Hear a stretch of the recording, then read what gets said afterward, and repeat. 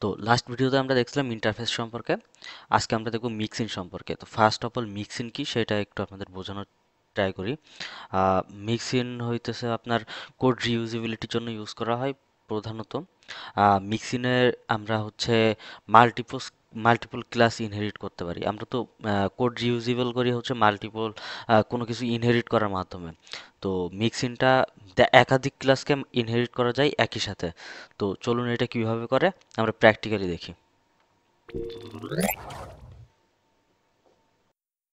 আমরা একটা file create করলাম মিক্সিন ডট ডার্ট নামে।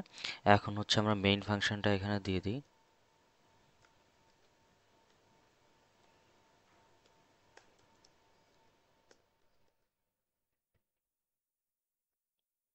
ওকে, তো আমরা এখন আমাদের যেটা কাজ, আমরা ফার্স্ট অফ অল একটা মিক্সিন ক্লাস ডিফাইন করব। সো মিক্সিন, সাপোজ নেম দিলাম স্টুডেন্ট। ওকে, সিম্পল নর্মাল ক্লাসের মতোই। দেন আমরা আরও একটা ক্লাস ডিফাইন করলাম। সাপোজ নেম দিলাম হচ্ছে আমরা এটার নাম দিলাম হচ্ছে টিচার। টিচার এখন আমরা চাইতেছি আমরা হচ্ছে স্টুডেন্ট নামে একটা ক্লাস ডিক্লেয়ার করব, যেটার মধ্যে স্টুডেন্ট বলছি, আমরা স্কুল নামে একটা ক্লাস ডিফাইন করব, যেটার মধ্যে আমরা স্টুডেন্ট এবং টিচার দুইটাইকে আমরা হচ্ছে ইনহেরিট করব। তো চলুন আমরা একটা ক্লাস ডিফাইন করি। ক্লাস আমরা হচ্ছে school with student comma teacher.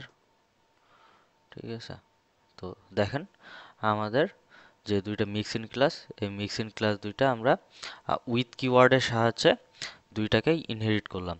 তো এখন আমরা সিম্পলি হচ্ছে স্কুলের একটা ইনস্ট্যান্স ক্রিয়েট করি। School, sorry school, school equal হচ্ছে স্কুল।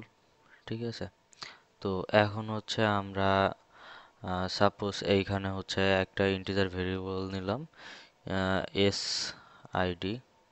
ঠিক আছে, স্কুল আইডি নিয়ে নিলাম আমরা 10।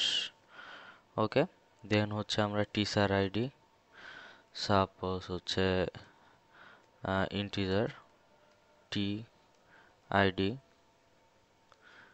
ইকুয়াল নিয়ে নিলাম হচ্ছে আমরা 11। ঠিক আছে, তো আমরা হচ্ছে এইখানে হচ্ছে ভয়েড প্রিন্ট। ঠিক আছে, প্রিন্ট স্কুল। ঠিক আছে, এর মধ্যে আমরা প্রিন্ট করব কি, প্রিন্ট এস এস আইডি, দেন হচ্ছে আমরা প্রিন্ট করব টি আইডি। ঠিক আছে, তো এখন আমরা রান করে দেখি এটা ফাংশনটা কল করে স্কুল ডট হচ্ছে প্রিন্ট স্কুল। ওকে, তো এখন দেখি আমরা এটা রান করে কাজ করে কিনা ঠিকঠাক। তো দেখেন আমরা মাল্টিপল ক্লাসকে আমরা মিক্সিন ক্লাসের মাধ্যমে হচ্ছে ইনহেরিট করতে পারি। এটা হইতেছে মিক্সিনের সুবিধা। আমরা মাল্টিপল ক্লাসকে একসাথে রিউজেবল করে একসাথে কোডটা লিখতে পারি। তো আশা করি আপনাদের বুঝতে কোনো অসুবিধা হয় নাই। আজকে এ পর্যন্তই, ধন্যবাদ সবাই।